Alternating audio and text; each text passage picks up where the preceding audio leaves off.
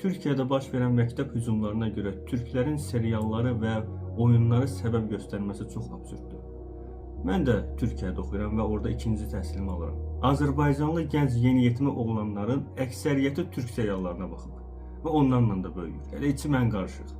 2016-cı ildə mən Kooperativ kollecində 1-ci kurs tələbəsi olanda 15 yaşım var idi və tələbə yoldaşlarımızla bir yerdə boş dərsimiz olan günlər Qutlar Vadisinə, Eşkıya Dünyaya Hökmdar Olmaz'a o vaxt təzə çıxdığı vaxtlarda baxırdıq, PUBG oynuyorduk, Call of Duty, Counter Strike oynuyorduk.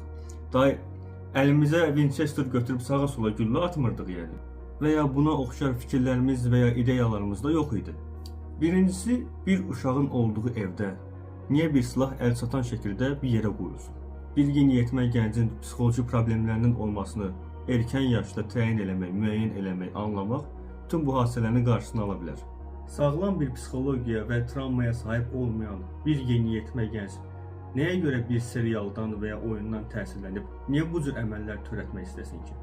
Ona görə də valideyni vaxtında maraqlanıb övladının psixoloji bir probleminin və ya narahatlığın olub-olmamasını bilməlidir.